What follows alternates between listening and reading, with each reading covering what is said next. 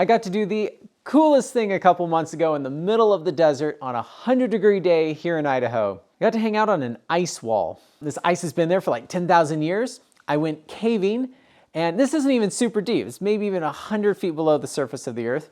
And I went with Brien and Landon. They took me and we rappelled into this cave, traveled through it a bit, and came to this wall of ice.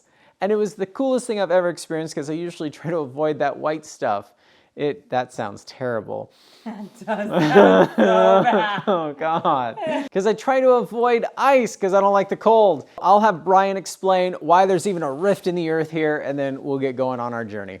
So this was formed about 10,000 years ago. It was created when the lava flowing through here, the Yellowstone hotspot, hit the water table underneath it. And all that steam created this blowout that caused rocks to go flying 300 feet in every direction. So all of these rocks down here are being supported right now by an ice ceiling down underneath the cave. There's a huge chance that this whole thing will eventually collapse sometime in the future. Now, was it when the lava hit the ice that caused the steam to blow this out? It was when the lava hit the water table. So where did the ice get in between all that? The ice has been forming as cold air has been blowing through the caves over the last 10,000 years. Last 10,000 years. Okay. And it was also formed underneath it because all this was happening during the end of the Ice Age. This was all filled with ice, and then rocks started falling off, filling up the hole. So it's the biggest rift in America and the deepest rift in the world. So basically just one big giant seam in the earth. Yep.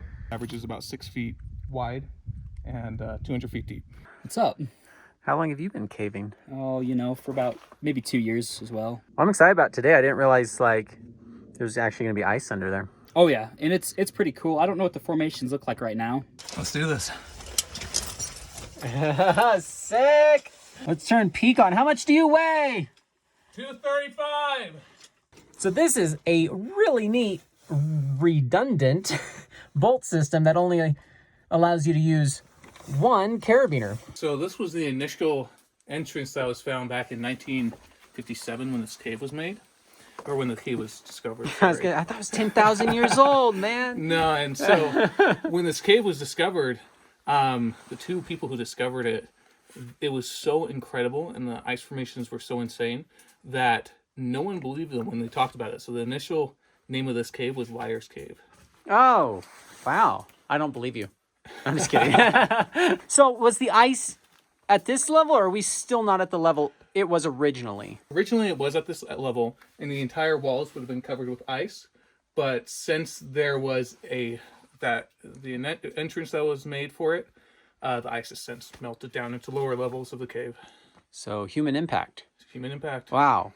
I didn't know we impacted anything. Mm-hmm. So it looks like you have traditional cave gear that I've seen before. Yeah, SRT kit? I'm running an MTE Amazonia, I believe, and a pencil stop, and then I'm using a turbo chest ascender and just a basic frog walking setup. And I'm carrying your standard caving edition of an Arc'teryx lightweight harness. Wasn't really planning on caving until I got here. And so I have 2 ascenders, a gree, my big wall setup. We're gonna find out if it lasts or if I can get back up. But I definitely see the value in the caving stuff. But this is definitely not as muddy as the last cave I was in, so I'm not as worried about my gear. But it is getting colder, so I got my 2 jackets. Of course, a standard caving edition puffy jacket, and then a jacket I had to borrow from my dad. So why shouldn't you use non-stainless steel in a cave? I don't know.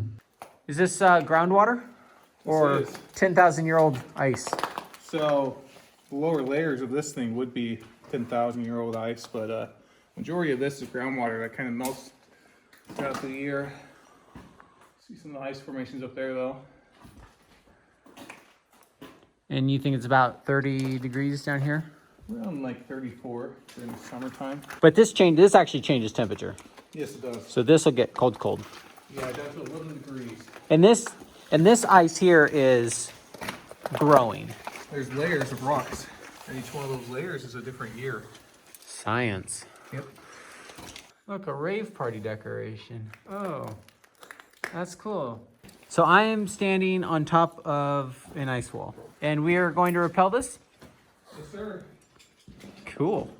And this bolt is exactly why you put stainless in a cave and not non-stainless. And usually we'll put washers under this to stick it out, otherwise it's levering it really badly.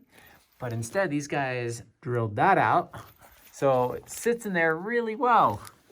Not the way I recommend doing it, but pretty damn clever. So this ice, super interesting. This is a situation where the rope actually touches, well, in this case, ice. And sometimes it's just really a pain in the butt to set up a belay station, rappel station here.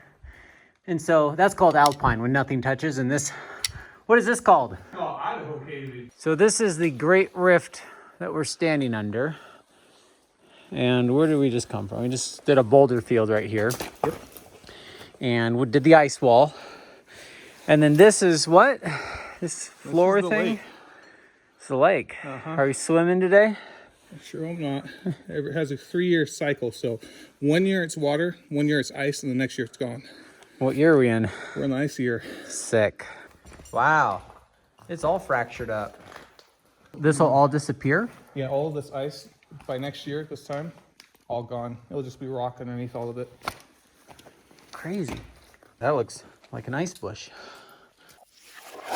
I guess we're not going there. This is where the journey ends.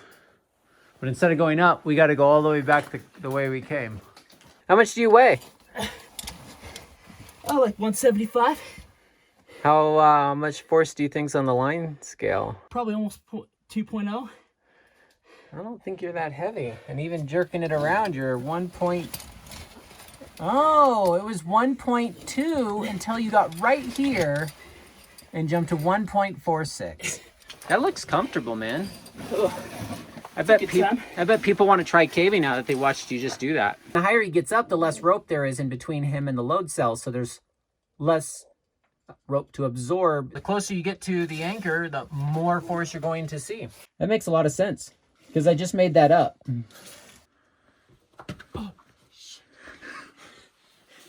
Well, it's really fun exploring the deep crevasses in this local area with you.